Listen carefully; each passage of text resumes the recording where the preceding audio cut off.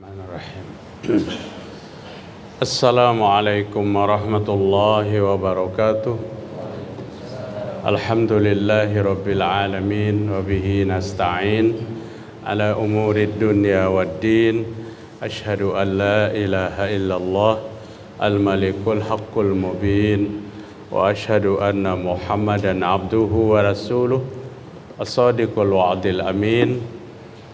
Ya ayyuhalladzina amanu ittaqullaha haqqa tuqatih wa la tamutunna illa wa antum muslimun, amma ba'd. Mari kita bersyukur kepada Allah Subhanahu wa taala pada siang hari ini, hari Kamis tanggal 9 bulan Rabiul Awal 1446 Hijriah, tanggal 12 September 2024. Bapak-bapak, ibu-ibu sehat walafiat. Alhamdulillah kita sehat dan kita tidak terlena dengan kesehatan. Pada saat dipanggil untuk berkomunikasi dengan Rabb kita, dengan Allah, dengan Tuhan kita, maka kita datang memperkenankan panggilan itu. Dan ini adalah salah satu hidayah Allah Ta'ala. Kita yakin Allah yang memberikan petunjuk hidayah. Karena datang kita ke tempat ini bukan karena kesehatan kita, kekuatan kita, ilmu kita, tidak. Kita datang dengan pilihan Allah. Dengan pilihan Allah. Maka Allah katakan dalam 99 surah Yunus, walau syaa rabbuka la amana man fil ardi kulluhum jami'ah. Jika Allah berkehendak untuk membuat orang yang ada di muka bumi ini beriman seluruhnya, kada sulit bagi Allah Ta'ala. Tidak sulit bagi Allah untuk menjadikan penghuni bumi ini beriman. Tapi Allah menentukan dan memilih orang yang beriman kepada Allah, orang yang Allah kehendaki, dan kepada orang yang tidak dikehendaki oleh Allah Subhanahu wa Ta'ala. Kadang kita berpikir dia orangnya harus beriman, tapi Allah tidak menentukan beriman. Kadang kita berpikir dia tidak pantas untuk beriman, tapi dia beriman. Karena hidayah itu milik Allah, dan Nabi katakan dalam doanya yang sangat indah, Allahumma inni as'alukal huda. Ya Allah, hamba memohon hidayah, hamba memohon petunjuk. Nabi mohon hidayah kepada Allah, apalagi kita mohon petunjuk kepada Allah. Terutama kehadiran kita dalam berjamaah di siang hari ini, kita memohon kepada Allah semoga ibadah ini sampai datangnya detik-detik kematian kita. Wa'bud rabbaka hatta ya'tiyakal yaqin. Beribadahlah kamu kepada Allah sehingga datangnya kematian. Jadi ibadah itu kepada Allah bukan beribadahlah kepada Allah sampai kamu tidak bisa berdiri, tidak. Kalau tidak bisa berdiri, duduk. Beribadahlah kepada Allah sampai pinggangmu sakit-sakit, tidak. Saking sakit pinggang pun beribadah kepada Allah. Kapan beribadah itu berhenti? Hatta ya'tiyakal yaqin, sampai datangnya mati.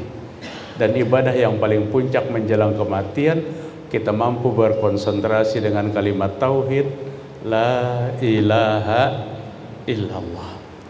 Bapak-bapak hadirin rahimakumullah, mari kita perbaharui iman kita. Kadang-kadang iman itu naik, Pak. Kadang-kadang iman itu turun. Yazid wa yanqus, naik turun, naik turun. Kita sangat takut pada kondisi iman kita lemah dan malakal maut datang. Malakal maut datang. Roh kita dicabutnya dan dalam kondisi iman yang sangat lemah. Kita berharap akhir hayat kita, iman kita sedang prima, iman kita sedang kuat-kuatnya, sehingga keluarlah ruh itu bersama iman. Malaikat yang dilewati oleh ruh-ruh kita tersenyum dan berbahagia. Karena Nabi SAW katakan, ruh orang yang buruk itu, orang yang mati jahat itu, lewat kepada malaikat dan malaikat mencium berbau busuk yang luar biasa. Bapak-bapak hadirin rahimakumullah, ada di dalam Al-Quran itu menceritakan tentang dialog anak dan orang tua. Siapa anak dan orang tua itu? Nabi Ibrahim dengan Nabi Ismail alaihissalam. Dia Allah yang sangat genting. Dia Allah yang menentukan kekuatan iman di dua hamba Allah itu. Apa kata Nabi Ibrahim? Wahai anakku, inni ara fil manami anni an azbahuka fanzur madza tara. Anakku Ismail, aku bermimpi Allah memerintahkanku untuk menyembelihmu. Allah memerintahkanku untuk menyembelihmu. Dan Nabi Ibrahim tuh yakin kalau anak tuh disembelih pasti kita ketemu lagi. Anaknya mati. Tapi apa yang dipegang Nabi Ibrahim sehingga dia ini sampaikan kepada anaknya, ini perintah Rabbul Alamin. Di sini letak keimanan kita. Bayangkan jika kita yang diperintahkan seperti itu. Panzur maza taro, anakku Ismail, pendapatmu kayak apa? Allah ini menyuruhku menyembelihmu. Apa jawaban Nabi Ismail? Sama kuatnya dua beranak ini imannya. Ya abati fa'al ma tu'mar, satajiduni insyaallah minas sabirin. Ayah, jika itu perintah Allah lakukan, dan saya menghadapi itu dengan kesabaran. Bapak, ulun rasa tidak ada ujian keimanan yang lebih genting daripada ini. Ayah disuruh menyembelih anak dan anak siap untuk disembelih jika itu perintah Allah Ta'ala. Tidak terbayang dalam benak Nabi Ibrahim, kalau nanti aku sembelih anakku pasti Allah akan ganti dengan seekor kambing. Tidak. Apabila anakku disembelih dan aku berpisah, Nabi Ismail juga begitu. Kalau aku disembelih dan aku tidak bertemu lagi dengan ayah, tapi kada ada pilihan, karena ini iman, ini perintah Allah Subhanahu wa Ta'ala. Perintah Allah Subhanahu wa Ta'ala. Di waktu kami membawa jamaah umrah, biasanya ziarah di Makkah itu lewat di sebuah gunung yang di atasnya ada tugu. Hari ini dibuat tugu tempat eksekusi Nabi Ibrahim kepada Nabi Ismail yang gagal itu. Kita tunjukkan di situ dulu Nabi Ibrahim mau membunuh anaknya atas perintah Allah. Tapi pada saat Nabi Ibrahim melakukan eksekusi itu, keduanya sudah rela dengan perintah Allah karena imannya yang kuat. Wa fadainahu bidhibhin azim. Kata Allah Ta'ala, dan ku gantikan Ismail itu dengan seekor kambing besar. Ulun sulit membayangkan jika Nabi Ismail tidak diganti dengan kambing, maka itu cikal bakal pertama berkorban. Habis anak kita tiap tahun, Pak. Coba jika Nabi Ismail itu tidak diganti dengan kambing, berarti tiap tahun kita harus mengorbankan anak kita. Perintah yang dilematis luar biasa. Tapi Allah ingin menguji dua iman hambanya ini. Dua iman hambanya. Tidak ada pilihan lain karena ini perintah Allah. Ismail tidak ada pilihan lain. Ayah, lakukan itu perintah Allah. Mungkin sampai hari kiamat kita tidak menemukan dua iman yang luar biasa. Itu iman masa lalu. Bilal bin Rabah dibaringkan di atas pasir panas. Tahu kan kondisi musim panas di Makkah berapa? Sampai 50 derajat. Aspal tuh kelihatan menguap. Bilal bin Rabah dibaringkan oleh tuannya di pasir panas itu. Dadanya ditindih dengan batu besar. Kemudian dia paksa Bilal tinggalkan Islam. Karena Bilal seorang budak dan masuk Islam, tidak memberitahu tuannya. Setelah tuannya tahu, dipaksanya, disiksanya, dan dikatakan, jika engkau tinggalkan Islam hari ini, jika engkau tidak beriman lagi kepada Allah hari ini, selesai penyiksaan ini dan kau bebas dan kau dimerdekakan. Apa Pak jawab Bilal? Ahad, ahad, ahad. Apa maksudnya? Kayak hari ahad aja? Bukan. Ahad itu, Tuanku, Tuhanku tuh esa, jangan kalian utak-atik lagi. Aku akan mati bersama imanku yang kuyakini hari ini. Pada masa kehidupan Bilal ditanya, Bilal kapan di waktu masuk Islam tuh merasakan nikmatnya iman? Kata Bilal, di waktu aku dibaringkan, dadaku ditindih, aku dipaksa untuk tinggalkan iman, waktu itu aku merasakan nikmatnya iman itu. Maka orang yang beriman tuh jangan dicoba di otak-atik imannya. Dia bangkit dengan semangat iman itu. Dia jihad dengan semangat iman itu. Kita hari ini kada ada lagi Pak yang kayak itu. Yang terjadi kepada kita hari ini bebas, melaksanakan perintah Allah dengan baik. Ya, sedikit ada riak-riak yang menggoda, yang mencoba untuk menghancurkan akidah dan iman kita. Alhamdulillah itu bisa kita lalui. Nabi itu punya 10 sahabat, Pak, yang Nabi sampaikan 10 itu masuk surga. Siapa 10 sahabat itu? Abu Bakar, Umar, Utsman, Ali, Talha bin Ubaidillah, Sa'ad bin Abi Waqqas, Sa'id bin Zaid, Abdurrahman bin Auf, Jubair bin Awwam, Amir bin Jarrah. Orangnya masih hidup di waktu Nabi sebutkan 10 sahabatku masuk surga. Kayak apa sukacitanya sahabat itu. Nabi katakan masuk surga. Jangan pun berita tentang surga, berita tentang anak kita dapat rezeki yang banyak, itu bahagianya kita luar biasa. Bahagianya luar biasa.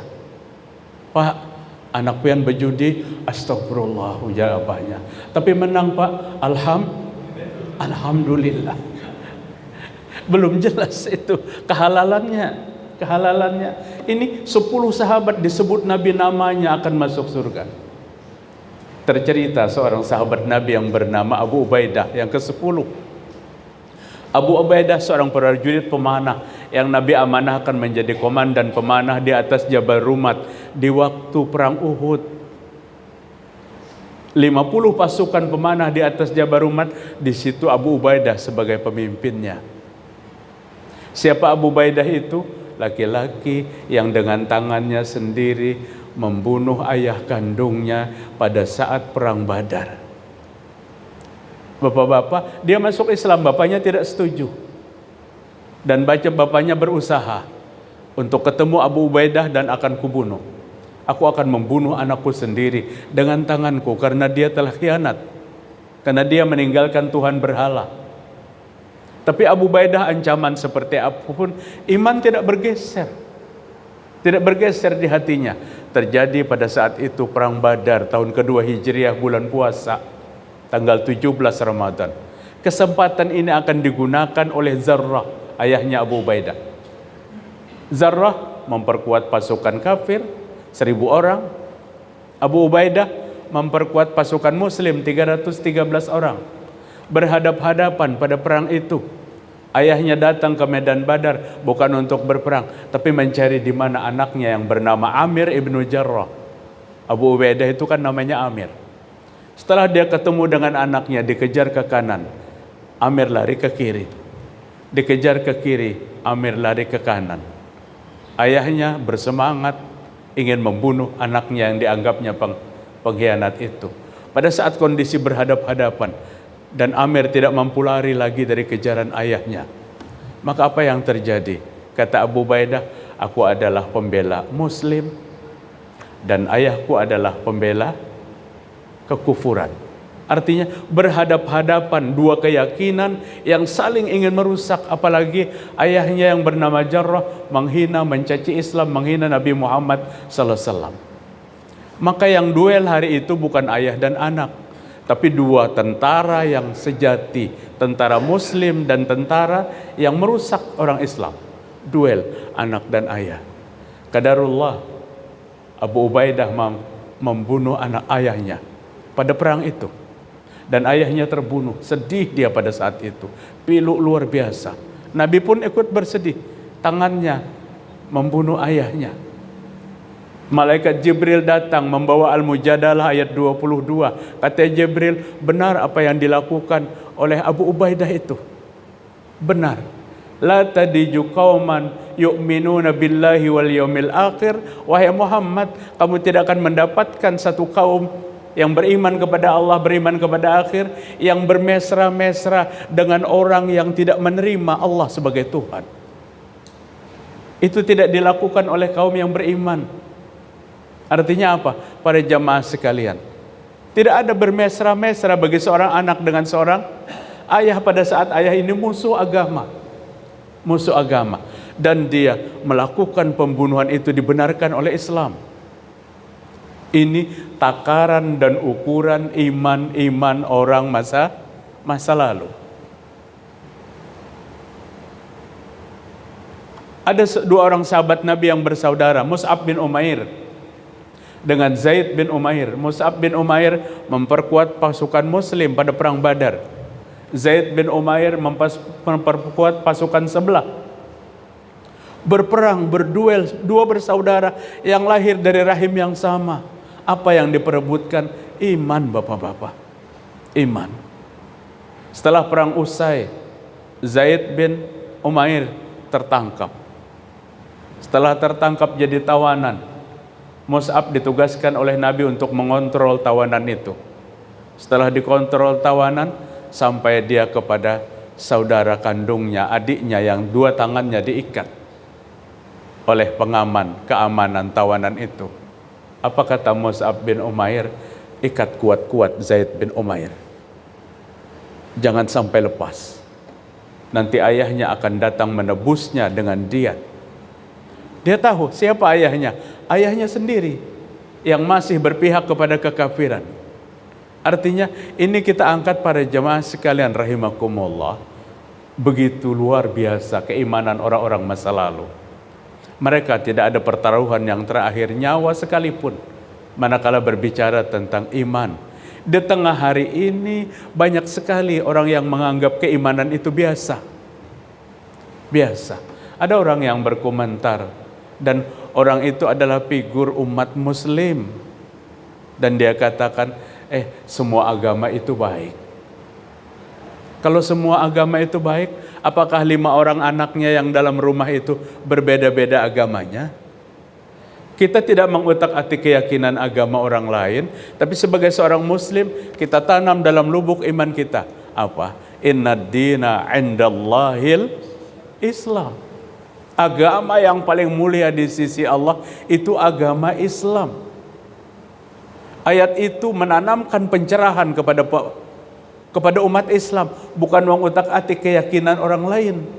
Agama yang diterima adalah agama Islam. Bahkan dalam surah yang sama, wa may yabtaghi ghairal islami dinan fala yuqbala minhu.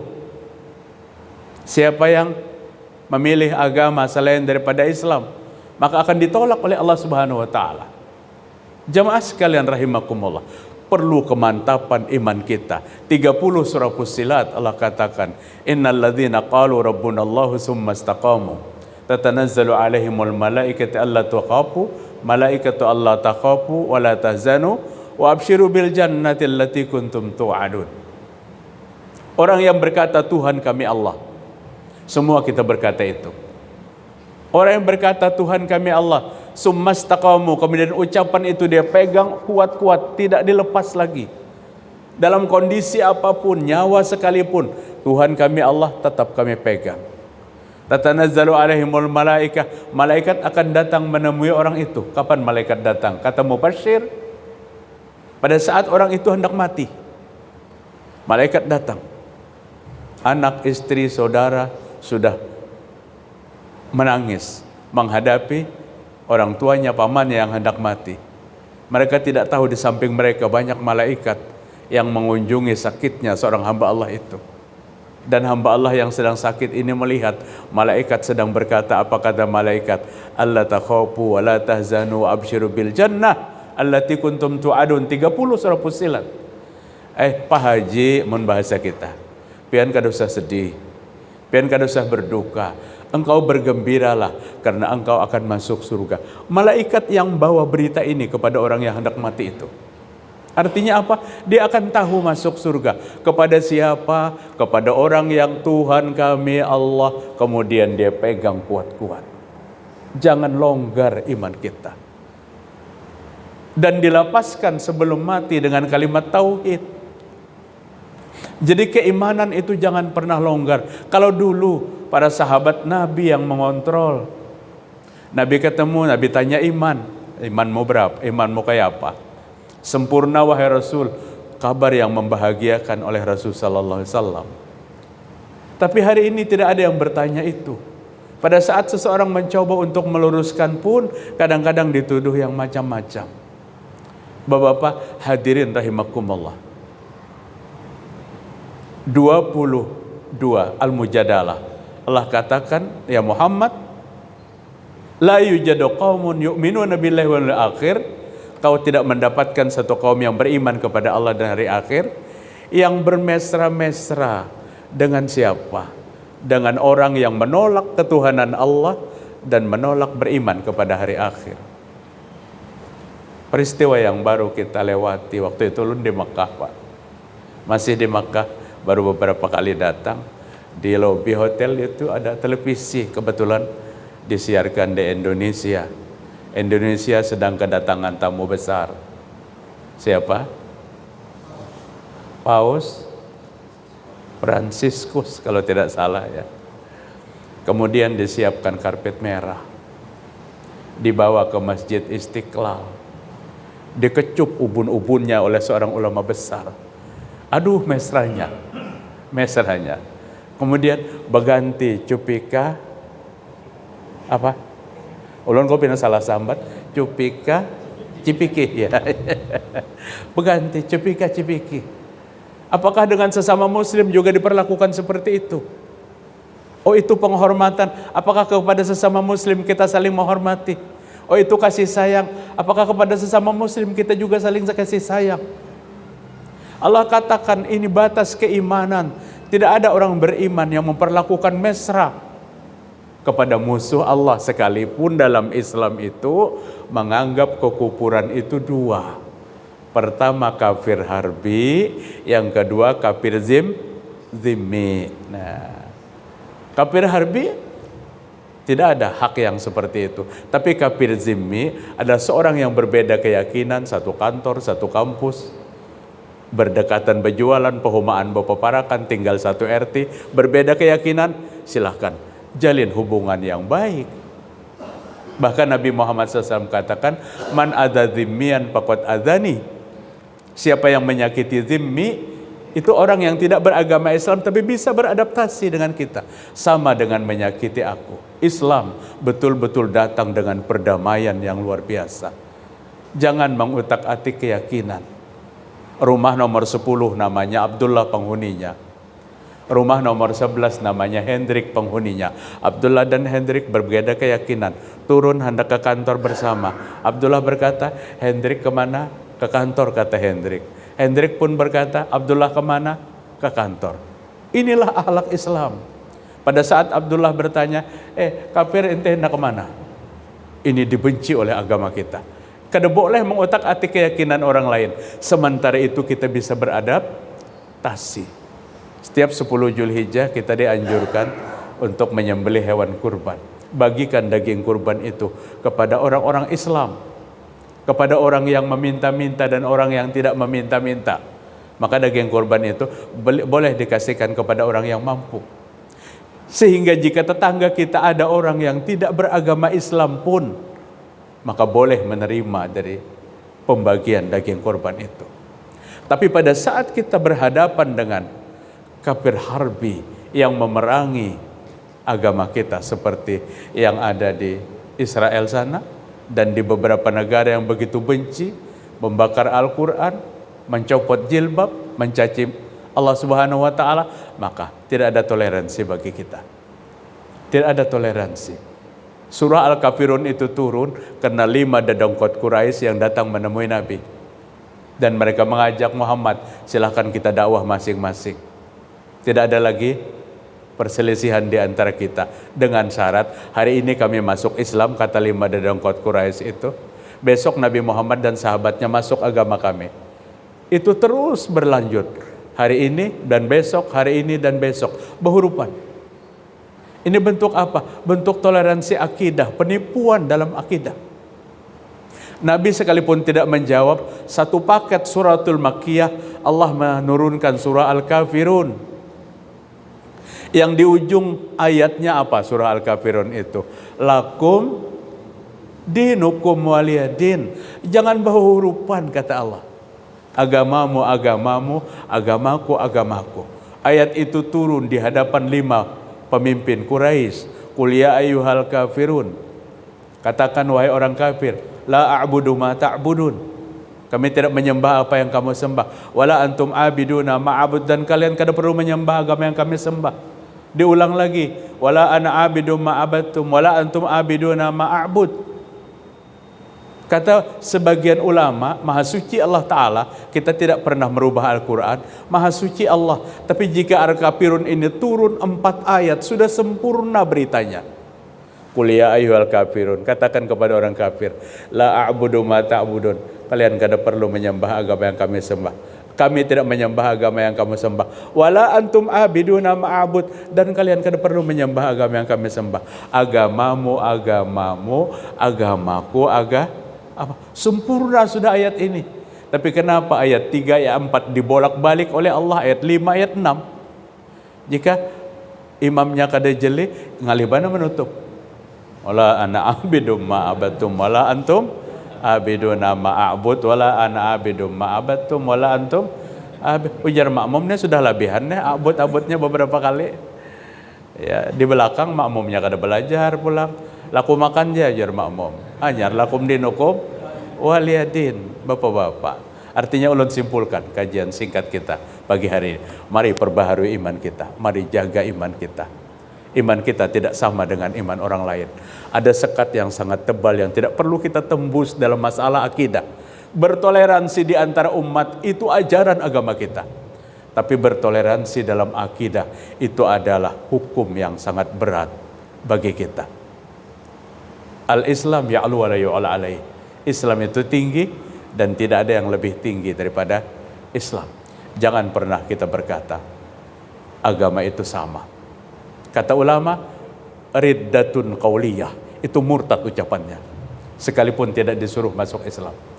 Jangan pernah kita berkata, kada apa-apa, amalan ini kita gawinya sama aja kita, padahal itu amalan agama orang lain. Maka riddatun fi'liyah katanya, itu murtad perbuatannya, sekalipun kada disuruh masuk Islam lagi. Cukup minta ampun dan taubat kepada Allah Subhanahu wa Ta'ala. Berbicara tentang akidah, kada boleh bergeser sedikit pun. Cukup Bapak-bapak apa yang dapat disampaikan pada kajian singkat hari ini, mudah-mudahan bermanfaat. Biasanya adalah nang betakun. Kadada kalau lah kita qobliyah zuhur belum, ba'diyah zuhur belum. Mari kita tutup majelis kita dengan doa kifarat majelis. Subhanakallahumma wa bihamdik asyhadu an la ilaha illa anta astaghfiruka wa atubu ilaik. Wassalamualaikum warahmatullahi wabarakatuh.